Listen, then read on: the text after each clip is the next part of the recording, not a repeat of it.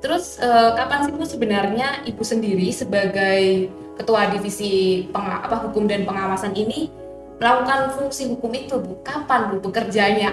Sama dengan divisi yang lain, divisi hukum itu bekerja sepanjang waktu ya. Selama menjabat itu pasti dari awal sampai akhir tahapan itu divisi hukum bekerja. Bahkan di saat seperti sekarang ini kita tidak ada tahapan pun divisi hukum juga bekerja menyusun regulasi gitu ya. Kemudian melakukan kajian-kajian hukum, Vio juga ikut membersamai ya. Sekuat apapun divisi hukum dan juga pengawasan melakukan hal-hal pencegahan gitu strategi, tapi kan mesti ada aja ya Bu yang namanya sengketa pemilu tuh kan ya Bu. Iya. Nah, kenapa sih Bu hal itu tuh bisa terjadi, dan apakah ini tuh merupakan tanda ada yang salah atau mungkin bagian dari demokrasi itu sendiri Bu? Pemilu itu adalah sarana demokrasi. Nah, di dalam sarana demokrasi itu pemilu sebenarnya kalau berujung sengketa itu adalah hal yang wajar. Karena apa? Karena di pemilu adalah arena kompetisi. Betul nggak? Betul Ibu. Selain arena kompetisi adalah ternyata ada pengertian lain. Pemilu itu sarana perebutan kekuasaan yang dilegalkan atau sah. Sengketa itu justru disediakan sebagai mekanisme koreksi dan kontrol gitu. Sengketa juga bagian dari check and balance.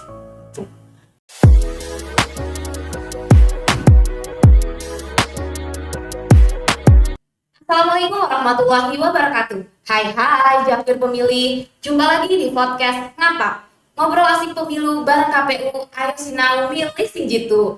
Pada kesempatan kali ini kita akan membahas terkait di balik layar dari pemilu. Karena kan biasanya kita tahu pemilu ini kan proses memilih ya, di mana kita datang ke TPS, kemudian kita mencoblos, setelah itu selesai gitu kan.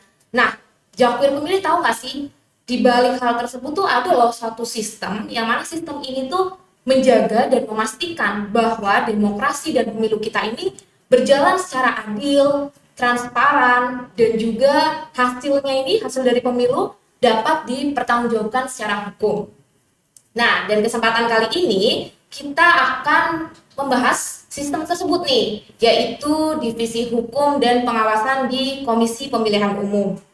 Bersama saya, Putri Salma Fiorentina, kita akan mengupas peran dari Divisi Hukum dan Pengawasan, serta makna penting hukum dalam penyelenggaraan pemilu.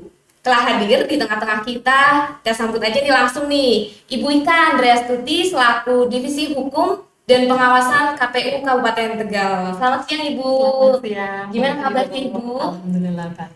Alhamdulillah, rasanya senang deh Ibu bisa hadir di podcast Ngapa kali ini buat kita berbincang gitu ya Bu ya, seputar Divisi Hukum dan Pengawasan gitu ya Bu. Siap. Langsung aja nih Bu. Jadi kan mungkin beberapa dari Jakwir pemilih gitu ya Bu, perlu memahami di awal nih Bu, sebenarnya apa sih Bu dari Divisi Hukum dan Pengawasan itu, serta tugas fungsinya tuh ngapain ya Bu kira-kira? Gitu. Oke, baik. Terima kasih Mbak Vio. Pertanyaannya keren banget ya.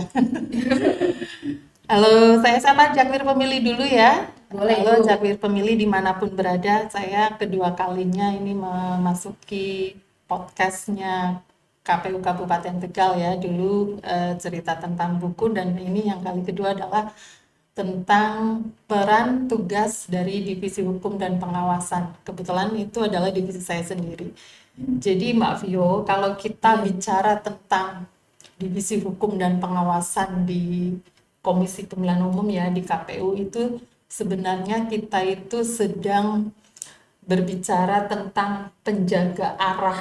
Penjaga arah. Iya, Menarik nih, Bu. penjaga Kenapa nih, Bu? arah dan legitimasi penyelenggaraan pemilu. Karena apa?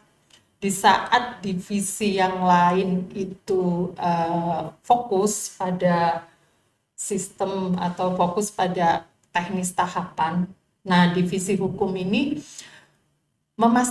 justru memastikan bagaimana semua proses itu tetap berada di jalur hukum dan prinsip demokrasi gitu ya. Atau kalau kita artikan yang lain, bahwa divisi hukum ini adalah sebagai legal guardian gitu. Nah, di dalam kerangka Undang-Undang Nomor 7 Tahun 2017 tentang Pemilu, itu di sana dijelaskan atau diatur bahwa setiap keputusan KPU itu bukan hanya sekedar administratif, tetapi harus sah secara hukum, tepat secara prosedur, dan adil secara substansi. Nah, disinilah kerja dari divisi hukum akan terlihat gitu ya. Oke, sebenarnya kalau mau lihat secara rinci atau secara rigid itu tugas divisi hukum dan pengawasan itu sudah diatur di peraturan KPU nomor 8 tahun 2019 yang mengatur tentang tata kerja Komisi Pemilihan Umum dari KPU RI, Provinsi, sampai KPU Kabupaten Kota.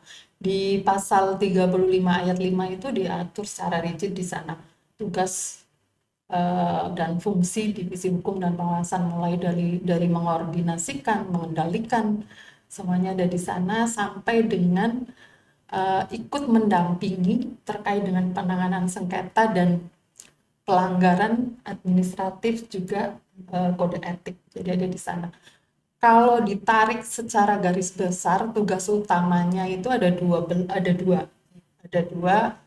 Yang pertama, sesuai dengan namanya ya, divisi hukum dan pengawasan. Yang pasti yang pertama, dia bekerja sebagai fungsi hukum. Ya, tugas pertamanya sebagai fungsi hukum. Fungsi hukum di sini memastikan setiap kebijakan di KPU itu punya dasar hukum. Kemudian melakukan kajian mitigasi risiko ya. Kemudian memberikan pendapat hukum, juga sampai dengan mengawal ketika keputusan yang dibuat oleh KPU itu diuji dalam sengketa, baik itu sengketa di Bawaslu maupun sengketa di Mahkamah Konstitusi. Pokoknya yang sifatnya sengketa itu kan berarti kaitannya dengan keputusan yang kita buat, itu divisi hukum ada di sana.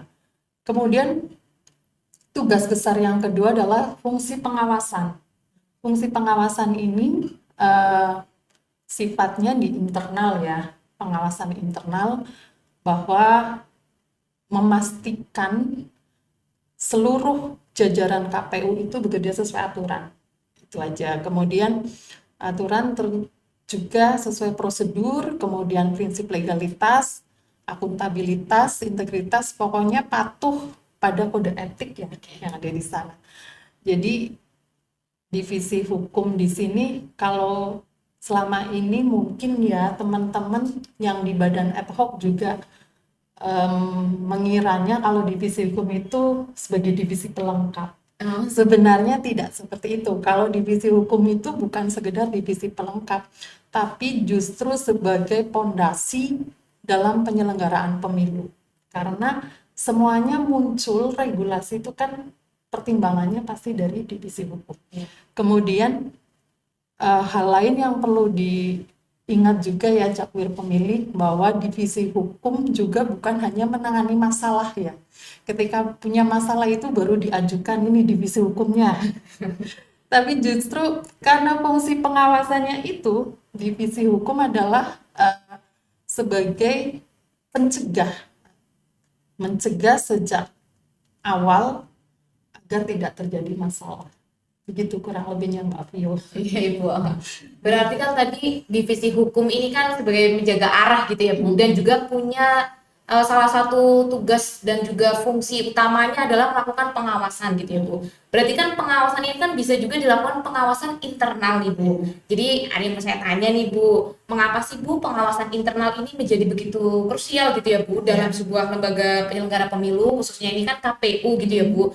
Mungkin apakah ini soal kontrol atau justru ini soal kepercayaan gitu ya Bu? Iya. Oke, baik. Jadi pengawasan di sini kita tuh sering mispersepsi ya, salah mengartikan gitu ya. Oh, gimana itu Bu? Iya. Karena ini pengawasannya bersifat pengawasan internal, kita tuh sering disalahartikan sebagai bahwa kalau diawasi itu berarti kita akan dicari kesalahannya gitu ya. Pengawasan internal berarti mencari kesalahan gitu. Padahal sejatinya dalam perspektif kelembagaan, lembaga kita, lembaga KPU yang besar ya, pengawasan adalah salah satu instrumen pencegahan gitu. Nah, pengawasan internal ini penting bukan karena kita menganggap pasti ada pelanggaran Jakwir pemilih, tidak seperti itu ya, tapi justru karena kita ingin memastikan pelanggaran itu tidak akan pernah terjadi gitu ya, meminimalisir walaupun potensinya sekecil apapun tetap kita minimalisir gitu. Nah, dalam sistem yang diatur di Undang-Undang Nomor 7 Tahun 2017 tentang Pemilu, penyelenggara pemilu itu kan dituntut untuk bekerja dalam standar yang tinggi. Diakui apa enggak nih, Vio? Iya Bu, betul, itu udah pasti dong Bu. Iya. Nah, dalam lembaga besar sebesar KPU ini dengan tahapan yang sangat kompleks ya dan melibatkan banyak orang, pengawasan itu ibarat rem dan kontrolnya. Supaya apa? Supaya semua tahapan itu tetap berjalan hati-hati dan sesuai aturan. Hati-hatinya itu yang penting ya. Nah, maka dari itu pengawasan internal ini menjadi penting karena apa? Untuk memastikan kepatuhan prosedur. Kemudian yang hal lain adalah mencegah potensi pelanggaran sejak dini dan menjaga konsistensi antar tingkatan penyelenggara. Kalau kita di masa tahapan itu kan kita punya ad hoc banyak banget ya. Iya Bu, betul. Secara bertingkat dari PPK, PPS sampai KPPS itu bagaimana mereka itu bisa konsisten untuk patuh terhadap aturan. Itu salah satunya melalui pengawasan internal. Kemudian yang perlu diingat dan dicatat ya Jakwir pemilih, ini bukan soal ada atau tidaknya pelanggaran. Jadi bukan karena kita mau direncanakan mau ada pelanggaran. Bukannya, tapi soal bagaimana kita bisa memastikan bahwa setiap potensi pelanggaran sekecil apapun itu tidak kita beri ruang untuk terjadi. Gitu. Nah, dan penting dipahami, Jakwir pemilih dimanapun berada, pengawasan internal ini bukan mencari kesalahan ya, bukan mencari-cari kesalahan, tapi membangun sistem yang sehat, transparan, dan bisa dipertanggungjawabkan. Gitu Mbak Pio. Ya, iya Ibu. Jadi kan pengawasan internal ini tadi sama Bu Ika ditekankan ya Bu, bukan mencari kesalahan, tapi membangun suatu sistem yang sehat gitu ya Bu, yang mana sistemnya ini sesuai dengan aturan, prosedur gitu ya Bu. Untuk apa? Betul. Untuk menghindari pelanggaran atau kesalahan-kesalahan yang dilakukan gitu ya Bu. Betul sekali. Nah, lalu ya Bu, kalau misalkan kita tarik lebih dalam lagi nih Bu, sebenarnya di mana sih Bu posisi dari hukum atau divisi hukum sendiri ya Bu dalam membangun kepercayaan publik terhadap pemilu itu? Oke, pertanyaannya dalam. Oh iya nih Bu. Semakin menarik, semakin panas. Semakin dikorek. Jadi hukum dalam pemilu itu bukan hanya sekedar administrasi atau formalitas, ya. Lebih dari itu, hukum adalah menjadi sebagai fondasi atau bahasa dari kepercayaan publik. Sebenarnya dasar awalnya itu. Nah, setiap keputusan KPU sekecil apapun bentuknya ya, yang akan kita keluarkan itu pasti akan dilihat oleh masyarakat. Bagaimana keputusan itu diambil ya, kemudian bagaimana publik tidak hanya melihat hasilnya saja nantinya, tetapi mereka juga akan melihat prosesnya, bagaimana keputusan itu dibuat gitu, dasarnya apakah sudah sesuai dengan kulturnya, salah satunya kan ada muatan itu ya, yuridis maupun kultur ada di sana. Kemudian pertanyaan lain pasti masyarakat, apakah aturan yang dibuat ini transparan apa enggak, bisa diakses oleh publik apa enggak. Alhamdulillahnya kita punya JDIH ya. Betul banget Ibu. Jadi kita punya JDIH, Jakwir Pemilih, silahkan diakses peraturan-peraturan KPU, keputusan-keputusan KPU yang dikeluarkan oleh KPU RI, KPU Provinsi, KPU Kabupaten Kota, ada semua di sana. Jadi Betul. itulah sifat transparansi kita. Kemudian hal yang paling penting dan krusial yang lainnya adalah apakah keputusan itu bisa diuji.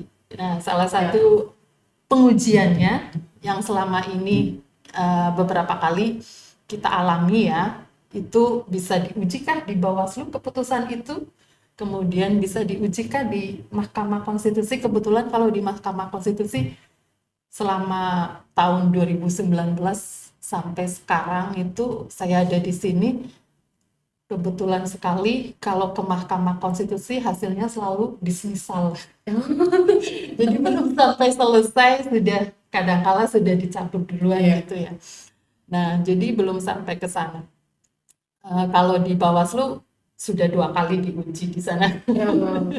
Nah, karena dalam negara demokrasi itu legitimasi tidak hanya lahir dari suara terbanyak, tetapi juga dari proses yang dapat dipertanggungjawabkan secara umum. Proses yang dapat dipertanggungjawabkan secara umum tentunya adalah hasilnya adalah keputusan. Bagaimana keputusan itu nantinya itu tadi ya, kembali lagi bisa diuji apa enggak. Kemudian jadi kalau kita tarik benang merahnya, hukum ini bukan hanya soal benar atau salah, tapi juga soal bagaimana publik itu merasakan prosesnya adil di sana. Apakah mereka itu bisa merasakan pelayanan kita secara adil atau tidak, kemudian apakah keputusan yang telah kita buat itu juga adil buat mereka.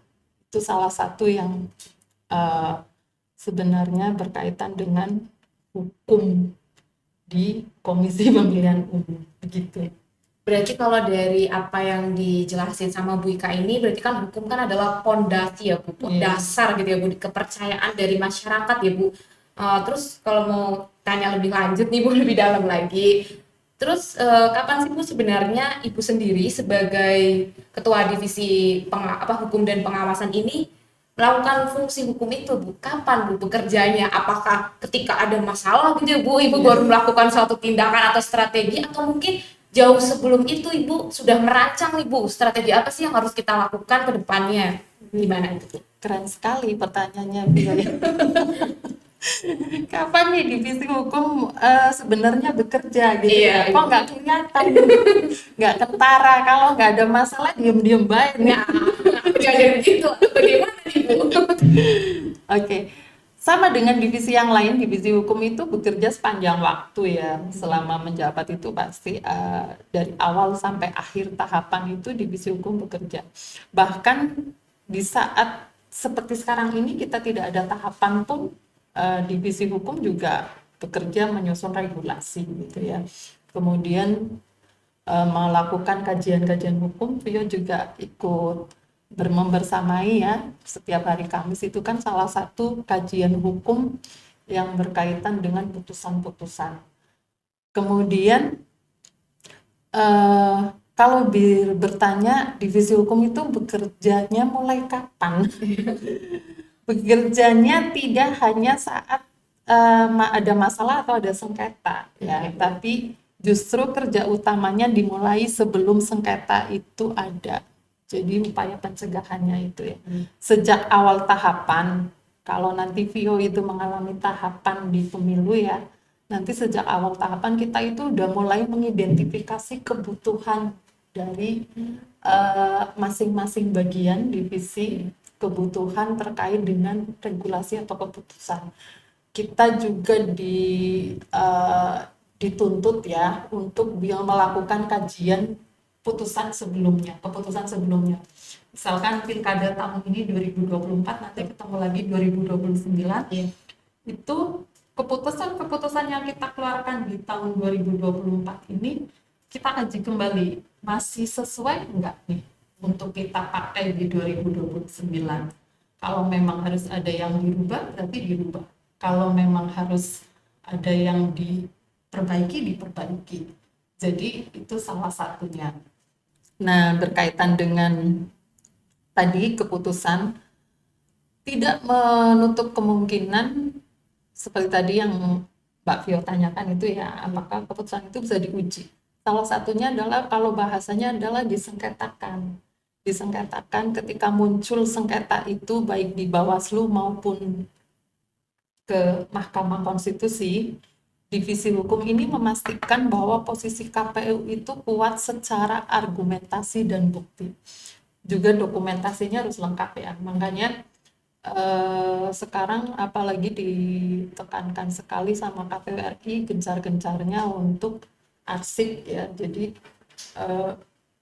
itu adalah salah satu bekal kita. Dokumen-dokumen itu adalah salah satu bekal kita ketika kita nanti disoal, dipermasalahkan baik itu dimanapun ya, di Bawaslu, di MK, di Mahkamah Agung atau di manakah, itu salah satu bekal kita dokumentasinya.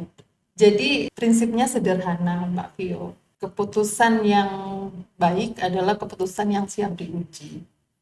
Dan sengketa yang tidak terjadi itu juga sebenarnya hasil dari kerja hukum yang sangat baik ya. Makanya upaya pencegahan itu yang perlu kita tebali ya, divisi hukum itu ada di sana gitu.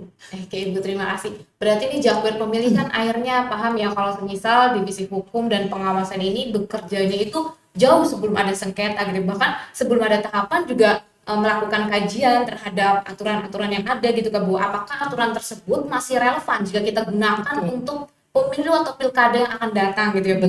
Selain itu juga mempelajari putusan-putusan Mahkamah Konstitusi ataupun Bawaslu gitu ya Bu ya, terkait yang sebelumnya biar kita tuh bisa menghindari gitu ya Bu terkait hal-hal tersebut gitu untuk kedepannya gitu Jakpir Pemilih. Nah Bu, lebih lanjut lagi nih Bu, kan sekuat apapun ya Bu sistem itu dibangun atau mungkin sekuat apapun divisi hukum dan juga pengawasan melakukan hal-hal pencegahan gitu strategi, tapi kan mesti ada aja ya Bu yang namanya sengketa pemilu tuh kan ya Bu.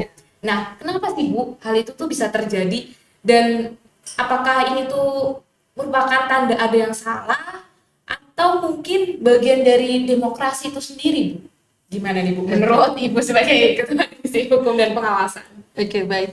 Kenapa pemilu itu sering sekali berujung sengketa ya? Iya. Yang perlu dipahami oleh Jakpir Pemilih adalah pemilu itu adalah sarana demokrasi. Nah, di dalam sarana demokrasi itu pemilu sebenarnya kalau berujung sengketa itu adalah hal yang wajar. Gitu ya. Karena apa? Karena di pemilu adalah arena kompetisi. Betul nggak? Betul Ibu. Selain arena kompetisi adalah ternyata ada pengertian lain, pemilu itu sarana perebutan kekuasaan yang dilegalkan atau sah di dalam negara demokrasi. Jadi yang perlu kita ingat itu. Jadi bukan berarti kalau ada sengketa itu ini penyelenggaranya salah nih. Oh, yang disalahkan penyelenggaranya, bukan begitu. Jadi kalau ada sebagai sarana perebutan kekuasaan pemilu, otomatis di sana itu akan kita temukan banyak kepentingan, ya kan? Ada kepentingan di sana, kemudian ada harapan dari calon, yang mana harapannya pasti menang, masa harapannya kalah. Kemudian ada juga konsekuensi besar terkait dengan kekuasaan, betul nggak? Iya. Jadi ketika ada pihak yang merasa dirugikan di proses demokrasi ini, pemilu ini, mereka akan menggunakan jalur hukum. Kalau kita lihat dari perspektif hukumnya, baik di Undang-Undang Nomor 7 Tahun 2017 yang mengatur pemilu, kemudian di Undang-Undang Nomor 10 Tahun 2016 tentang pilkada, di sana itu jelas diatur bahwa sengketa itu justru disediakan sebagai mekanisme koreksi dan kontrol. Gitu.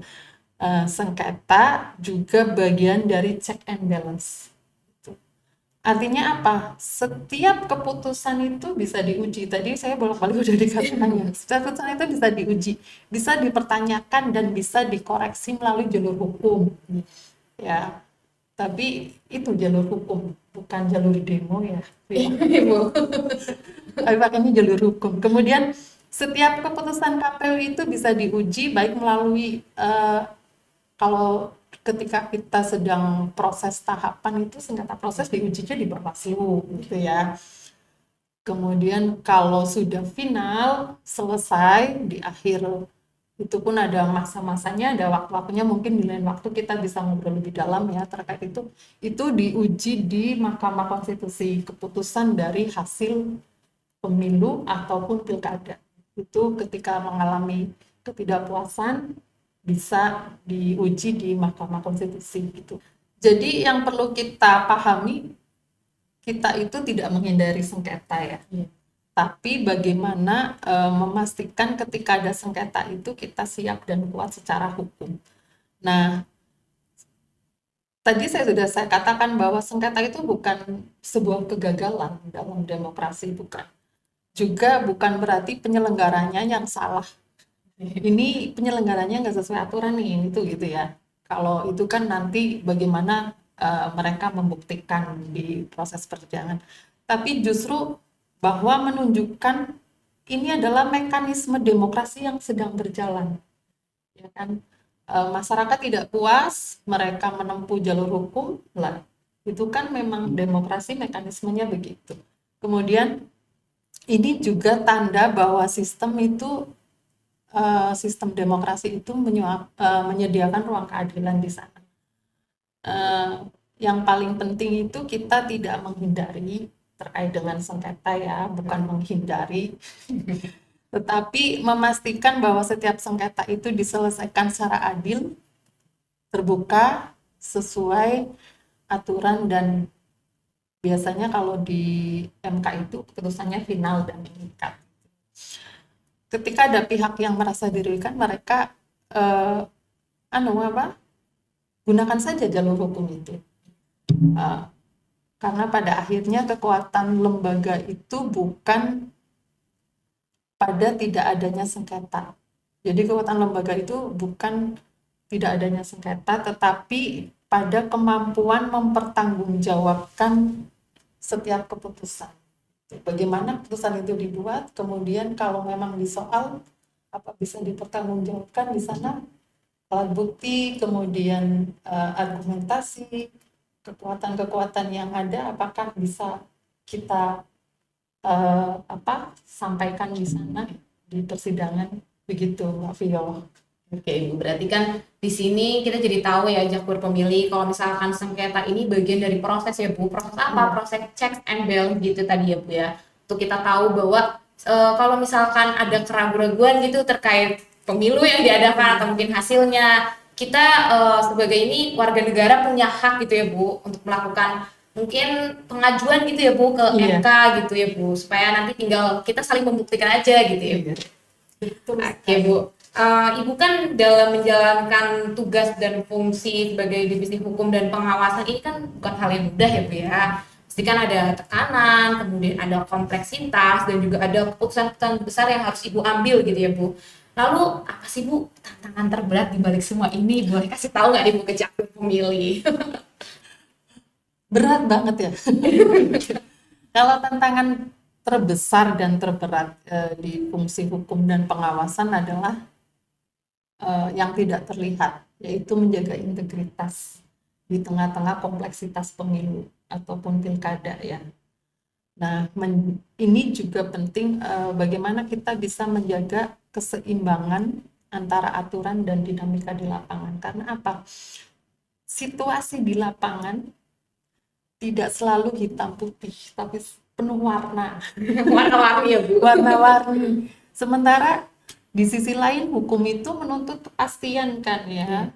Harus ada kepastian secara hukum. Nah, realitas di lapangan seringkali itu tidak sesederhana teks-teks hukum yang kita buat. Itu yang paling berat ya. Di sisi lain juga tidak kita pungkiri ketika tahapan itu pasti ada tekanan-tekanan publik ya. Ada tekanan, kemudian waktu juga. Kalau pemilu itu kan pasti ada masanya, ada waktunya ya. waktunya yang juga terbatas, walaupun kelihatannya panjang sekali, tapi itu kan dibagi di setiap tahapan ya. Baik pencalonan, pemutahiran daftar pemilih, kemudian pendaftaran calon, itu kan pasti ada batasan-batasannya. Di waktu-waktu yang terbatas itu yang kadang-kala muncul masalah-masalah yang sangat kompleks di sana. Kemudian dinamika politik menuntut keputusan yang serba bukan hanya cepat, tapi juga harus tepat. Itu bagi saya itu adalah tantangan berat gitu ya. Tantangan berat dan komitmen utama yang harus dijaga bagi kita adalah yang tidak terlihat itu. Integritas bahasa, integritas itu kan memang tidak terlihat tapi harus teraplikasikan. Jadi bisa dirasakan Iya, gitu ya, bisa Bu? dirasakan. Oh iya, itu apa yang dikatakan itu sesuai dengan faktanya gitu. Itu salah satu. Kemudian prinsip objektivitas, kita tidak membeda-bedakan. Ada keadilan di sana, tidak membeda-bedakan itu dari mana, pelayanan kita sama, kemudian penilaian kita juga sama, objektivitas, jadi tidak bersifat memilih siapa yang akan kita layani gitu. Kemudian keberanian mengambil keputusan yang benar, bukan yang populer. Jadi buat apa populer kalau ternyata tidak ada di rel yang benar, di jalur yang benar. Jadi tidak harus populer sebenarnya kalau di pemilih itu. Lah, meskipun semua itu bukan menjadi hal yang mudah ya pemilih, karena ini tanyanya tantangan, salah satu tantangan terbesar dan karena dalam pemilu yang dipertaruhkan itu bukan hanya hasil, tapi juga kepercayaan publik terhadap demokrasi itu sendiri. Berarti dari semua kerja yang dilakukan oleh Divisi Hukum dan juga pengawasan, muaranya satu itu, Bu, kepercayaan publik gitu ya, Bu. Untuk terakhir nih, Bu, boleh nggak, Bu, kalau kasih pesan mungkin ya, Bu, ada yang ingin disampaikan kepada Jakpir pemilih yang ada dimanapun berada, agar demokrasi ini tidak hanya berjalan, tapi juga dapat dipercaya gitu. Boleh, Bu, silakan. Oke. Untuk masyarakat atau Jakpir pemilih dimanapun berada ya, kami ingin menyampaikan bahwa penyelenggaraan pemilu itu di Indonesia sudah berjalan sesuai dengan kerangka hukum yang ada dan kerangka hukum yang jelas.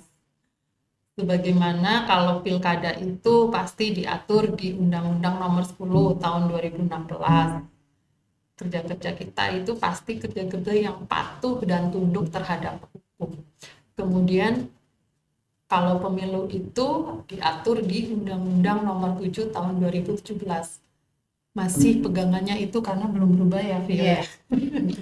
Kemudian penyelenggaraan pemilu itu dijalankan dengan prinsip profesional, transparan, dan akuntabel. Jadi semua penyelenggara pemilu itu wajib patuh juga terhadap kode etik penyelenggara pemilu. Nah, Divisi Hukum dan Pengawasan itu hadir untuk memastikan bahwa setiap proses itu adalah legal, transparan dan akuntabel, berjalan sesuai dengan aturan, dan setiap keputusan dapat dipertanggungjawabkan. Jakpir pemilih dimanapun berada, kami mengajak masyarakat untuk tidak hanya menjadi pemilih. Kalau dulu kan yang penting tidak golput ya, tapi kalau sekarang harus menjadi pemilih yang cerdas. Yeah. Bukan hanya golput saja, tapi harus menjadi pemilih yang cerdas. Selain menjadi pemilih, tetapi Jakpir pemilih juga harus mengawal jalannya demokrasi. Dengan cara apa? Percaya pada proses yang ada.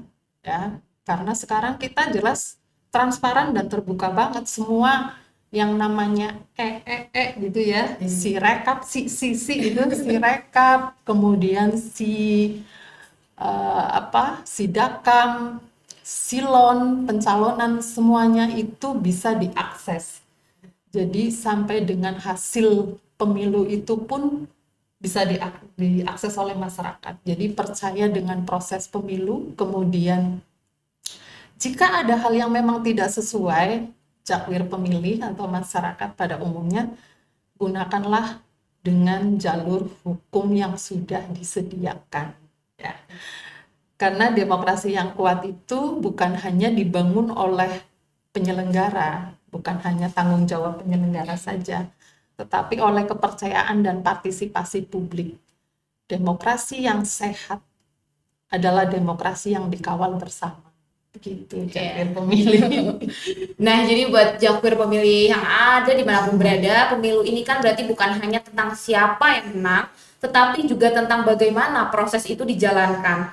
Karena pada akhirnya, demokrasi ini bukan hanya soal hasil di akhir, tetapi juga proses yang dijalankan, soal kepercayaan yang dibangun, dan juga hal-hal yang menyertainya. Jadi terima kasih buat Bu Ika selaku Divisi Hukum dan Pengawasan KPU Kabupaten Tegal yang udah sharing ke Jakwir pemilih sekalian. Dan semoga Ibu sehat dan sukses selalu ya Bu ya. Amin. Dan ingat ya Jakwir pemilih, kalau demokrasi yang kuat itu bukan hanya dipilih tapi juga harus dijaga. Jadi saya Putri Salma Fiorentina undur diri. Wassalamualaikum warahmatullahi wabarakatuh. Bye bye Jakwir pemilih.